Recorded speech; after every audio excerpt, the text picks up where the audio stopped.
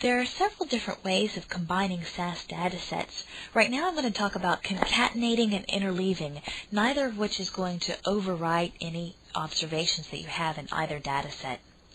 So let's pretend I have two datasets.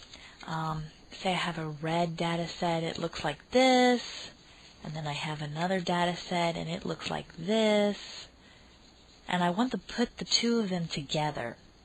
So, in other words, I want to get this and this together in a data set. The first method is concatenating.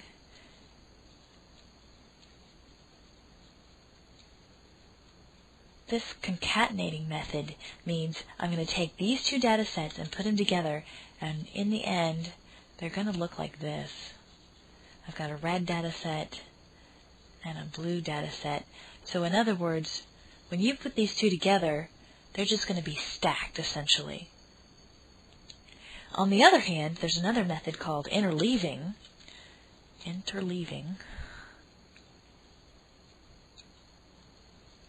to use it, what I'm going to do is if I've got a data set that's red and one that's blue, and they look like this, when I put the two of them together, I'm going to end up with something that might look like this. Maybe I've got some red, and then I've got some blue. In other words, I've got an observation from the first data set, and then I've got an observation from the second data set, and then another one back from the first, etc., until you get to the end of the data set. So it's going to intermix the order here. So if this is the first observation, it might go on top, maybe the second one goes over here, and you're going to do this by another variable. Maybe you have an ID variable or something like that that's going to figure out what order things end up in. So interleaving is going to mix things up. So let's go look at the original data sets I've got. So say data set A has 1, 2, 3, 4, 5, and 6 as the X and Y variables. And then data set B has 7, 8, 8, 9, 10, 20, 30, 40.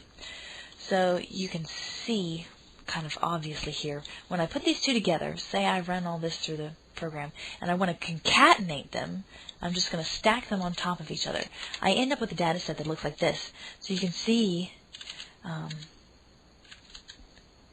this is that first data set, 1, 2, 3, and then the second data set looked like this, and they just got stacked on top of each other like we thought they would.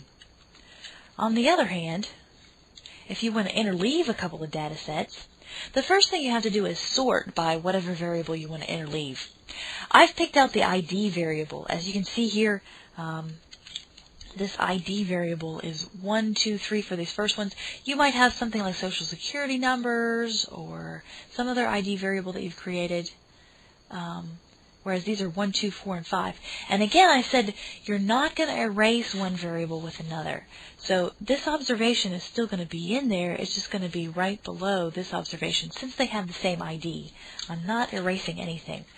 So let's go ahead and sort them by ID, which they're already sorted, so I don't actually have to do this for my data set. Yours might be messier, so you might need to sort both data sets by ID. And then we're going to interleave them just like this. And then you can see I've got the first observation from that first data set, and then the second observation comes from the second data set. And the next one is from the first data set again, and so on and so forth. You can see how I've got a little bit of mixing up here. So it's just something to watch out for. Another way of putting two variable sets together. Now let's compare concatenating and interleaving when I have data sets with different variables. So this time I've got ID, X, and Y, whereas in this data set I have ID, X, and Z.